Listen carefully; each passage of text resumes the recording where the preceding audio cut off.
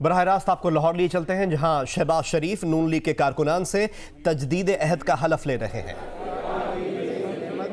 ہمارے قائد کا احسان ہے، ان کی دی ہوئی امانت ہے، جس سے محبت اور اس کی حفاظت ہمارے عقائد اور جدوجہد کی بنیاد ہے۔ ہم عہد کرتے ہیں کہ اپنے وطن کی حفاظت اور ترقی کی خاطر تن من دھن لگا دیں گے۔ ہم اپنے وطن کو قائد کے دیے ہوئے ایمان، اتحاد، تنظیم کے رہنما اصولوں سے چلاتے ہوئے حقیقی معنوں میں اسلامی فلاحی ریاست بنائیں گے۔ ہم اپنے لوگوں کے دیے ہوئے اعتماد کی پاسداری کرتے ہوئے پاکستان کو ترقی اور کامیابی کی اس منزل پر لے جائیں گے جس کی منزلیں مسلم لیگ نون نے اپنے ہر دور میں عبور کی۔ پاکستان کو ایٹمی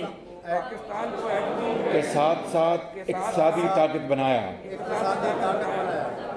عوام کو صحت اور تعلیم کے بہترین نظام دیے، موٹر ویز، ٹیکنالوجی، ٹرانسپورٹ سمیت جدید سہولیات کے نئے معیار مقرر کیے۔ ہم عہد کرتے ہیں کہ اسلام کے ابدی اصولوں کے پابند رہیں گے، آئین کے پاسدار رہیں گے، جمہور اور جمہوریت کے وفادار رہیں گے۔ ہم شہداء کی وارث اپنی بہادر فوج کے ساتھ ملک کی جغرافیائی سرحدوں کے محافظ رہیں گے۔ ہم اپنے عوام کی وطن سے محبت، جوش و خروش، عزم و ولولے کے امین ہیں۔ ہم اپنی مٹی کے ایک ایک ذرے اور قومی دولت کے ایک ایک روپے کے محافظ ہیں۔ ہمارا عہد ہے کہ ہم نے قائد اور اقبال کے پاکستان کا حقیقی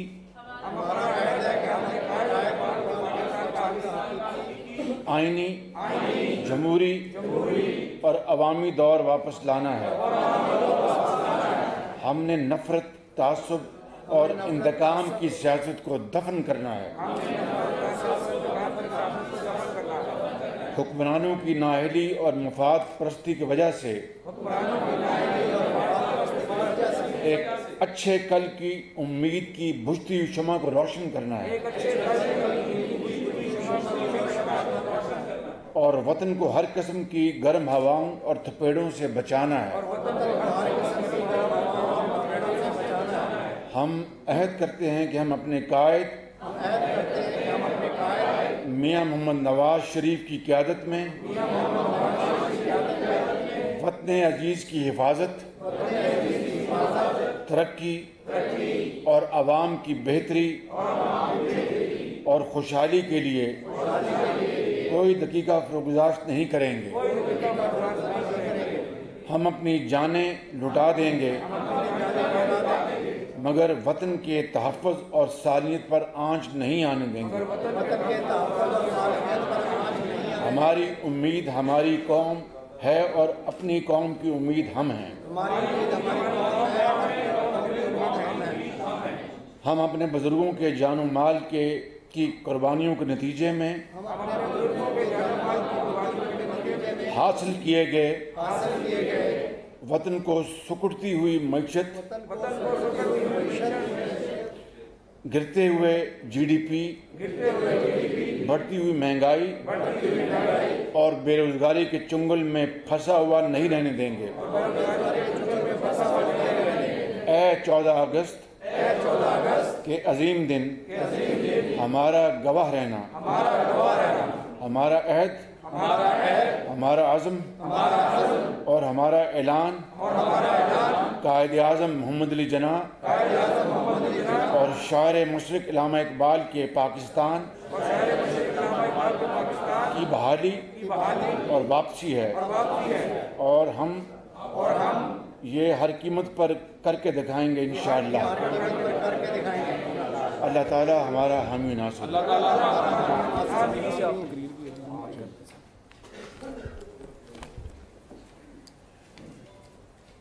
بسم اللہ الرحمن الرحیم۔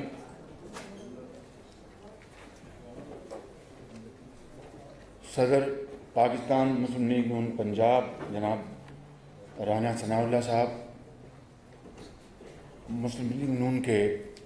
اکابرین، مسلم لیگ نون کے نواز شریف کے ساتھیوں، یہاں پر تشریف فرما میڈیا کے دوست بھائی اور بہنیں، اور زندگی کے مختلف شعبوں سے تعلق رکھنے والے ہمارے ساتھی بھائی اور بہن، خواتین و حضرات،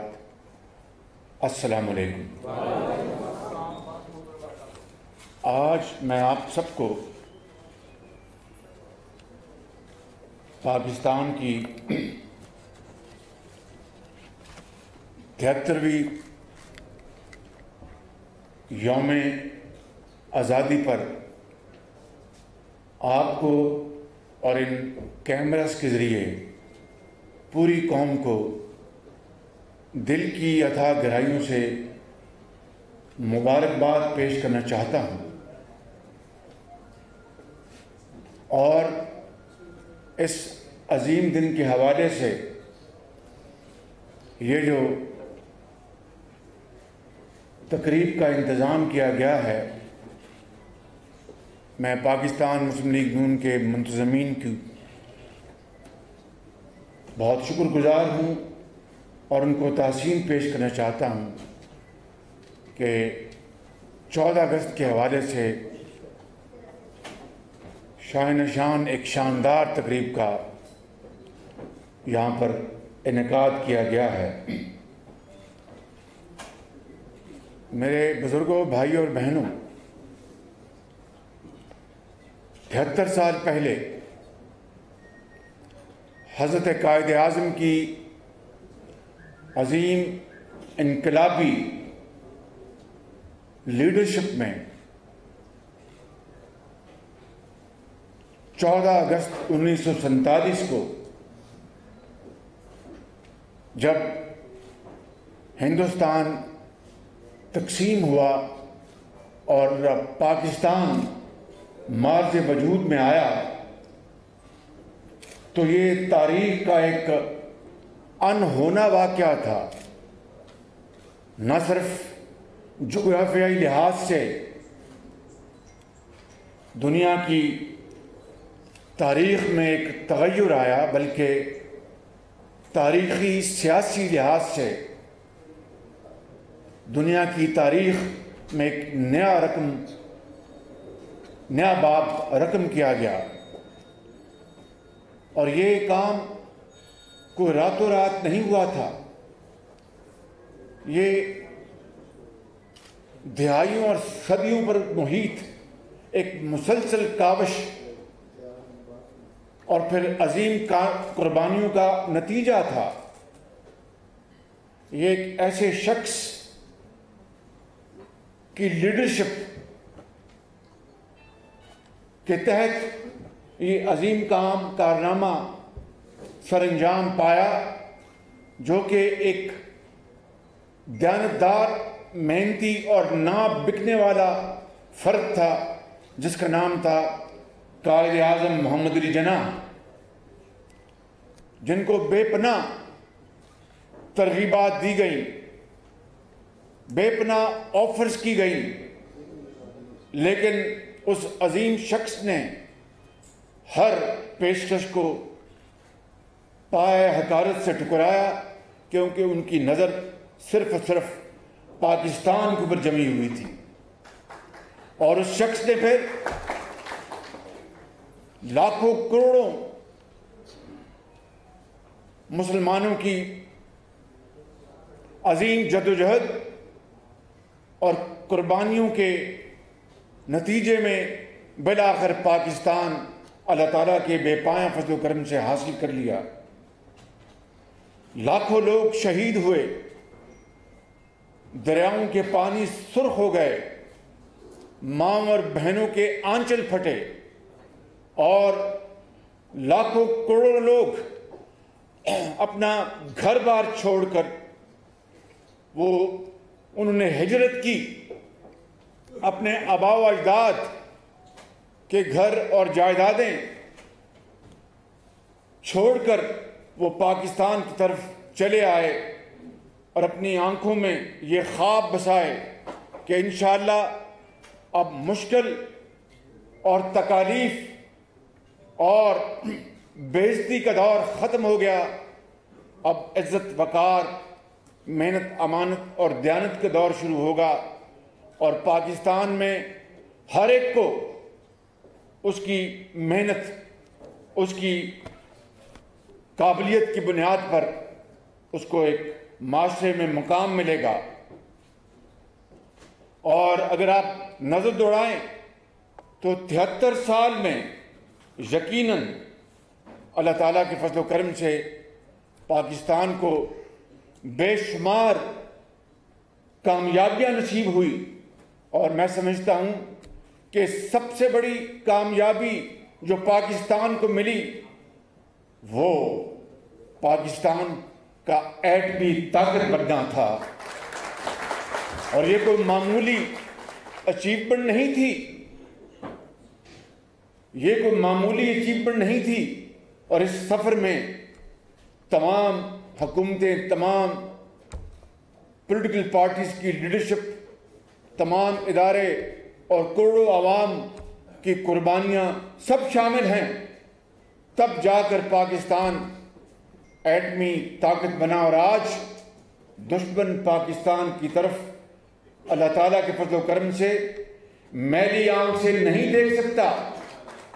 اسی طریقے سے میرے بزرگوں، بھائی اور بہنوں، اور بھی بے شمار پاکستان کی جو بیلنس شیٹ ہے اس میں کامیابیاں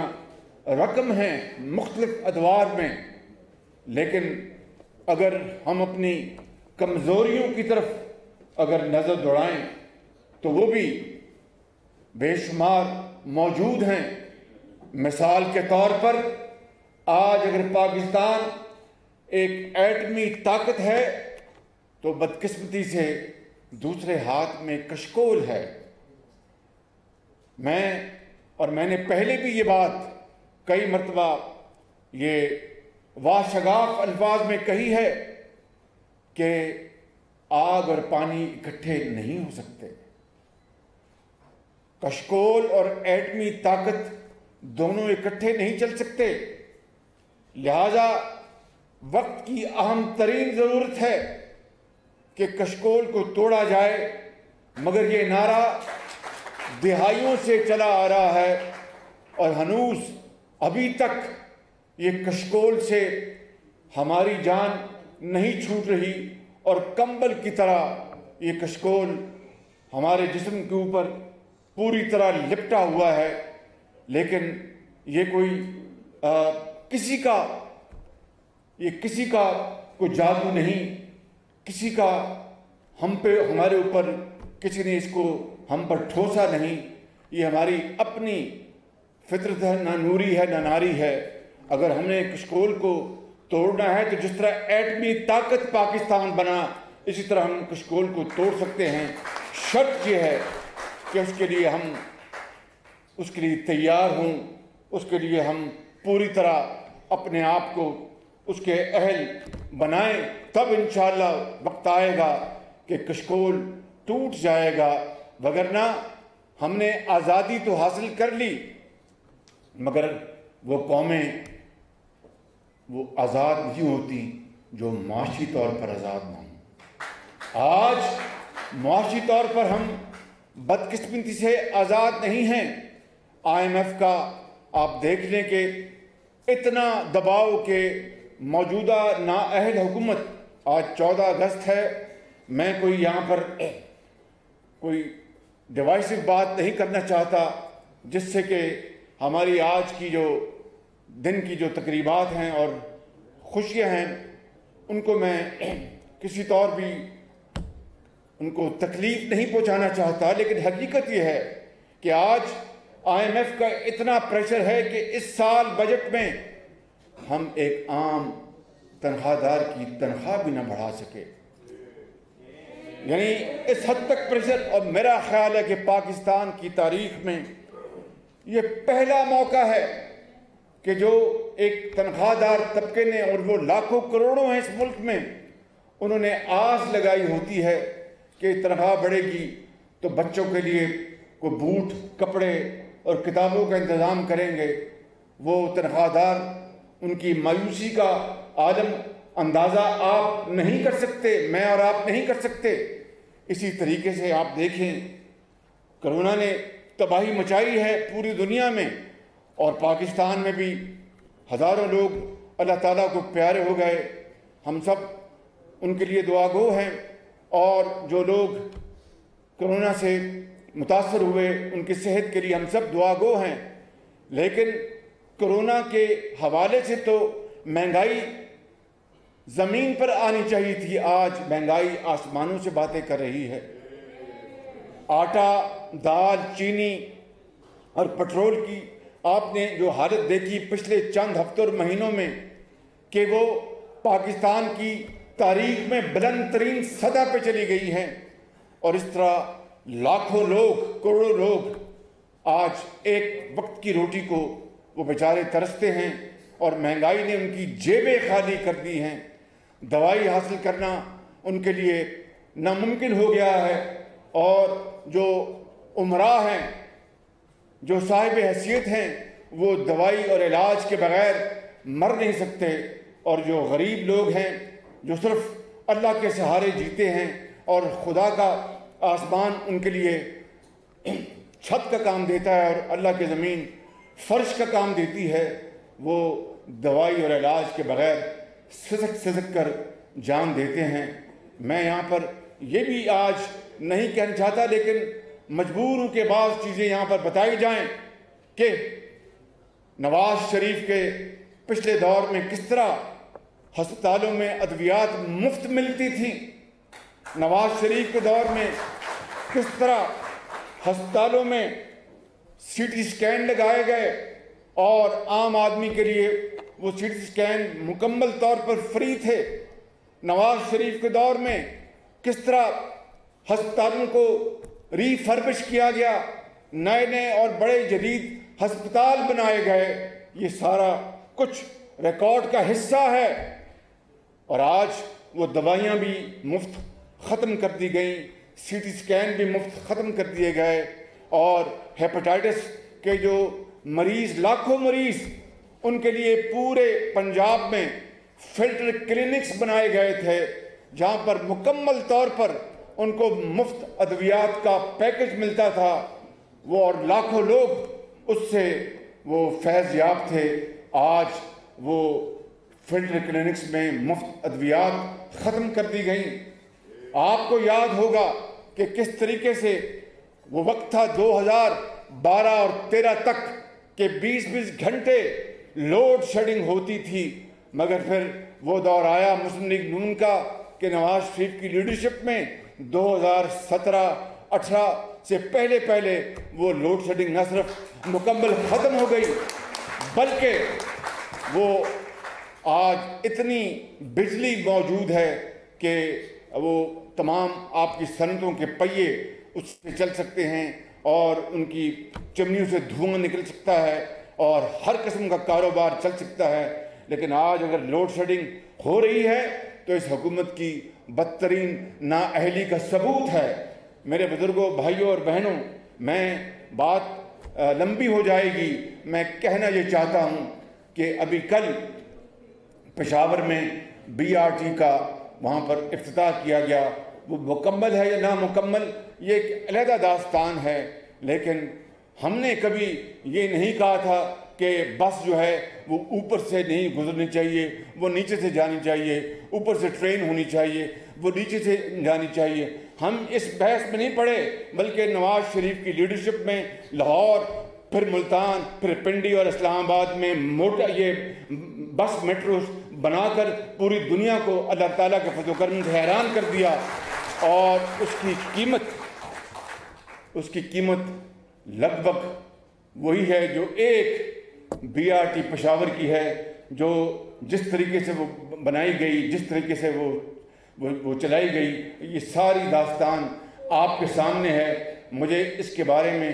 کچھ نہیں کہنا، بات وہ ہوتی ہے کہ جو چیز ہو جائے اور عوام کے مفاد میں اور ان کی خوشحالی میں وہ چیز کر دی جائے، اس کی ستائش کرنی چاہیے۔ لیکن ہم نے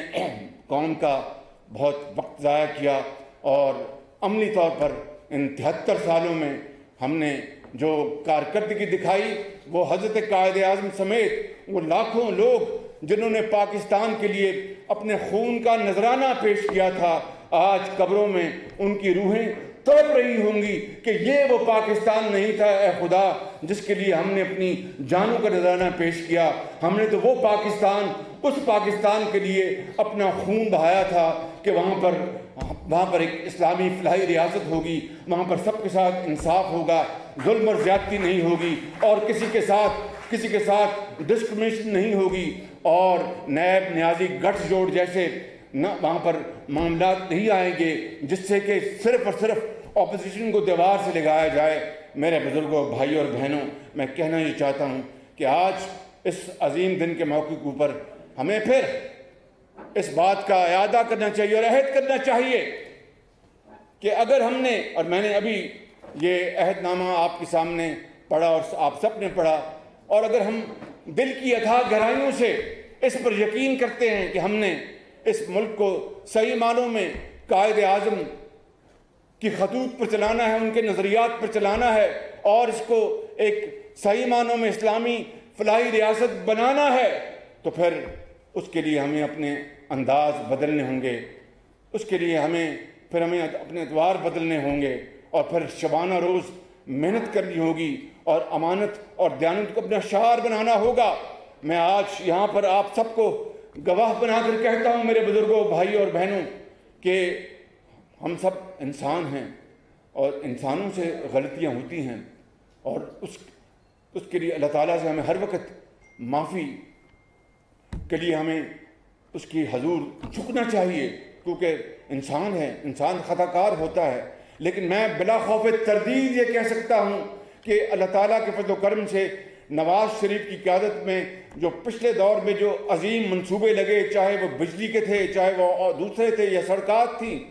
الحمدللہ وہ شفاف ترین منصوبے تھے، چاہے وہ ریلویز تھا، چاہے وہ سڑکیں تھیں، چاہے وہ ٹرانسپورٹ تھی، چاہے وہ ہسپتال تھے، چاہے وہ اسکول تھے، چاہے وہ یونیورسٹیاں تھیں، چاہے وہ خادم اعلیٰ روزگار پروگرام تھا۔ آج تک 2.25 سال ہو گئے، میں بلا خوف تردید کہہ سکتا ہوں کہ ایک دھیلے کی کرپشن پبلک سیکٹر میں یہاں پر یہ نہیں پیش کر سکے ہمارے خلاف۔ یہ کوئی معمولی بات نہیں ہے، اور یہ کوئی بہت، میں سمجھتا ہوں، میں آپ کو ایک پیغام دینا چاہتا ہوں بطور ایک مسلم لیگی کارکن کے، اور نواز شریف جو ہمارے قائد ہیں ان کے ساتھی ہونے کے نتیجے میں، کہ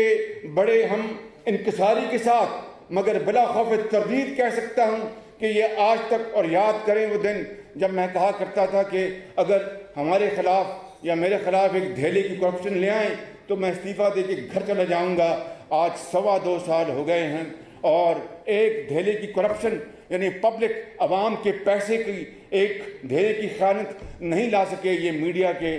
آنریبل یہاں پر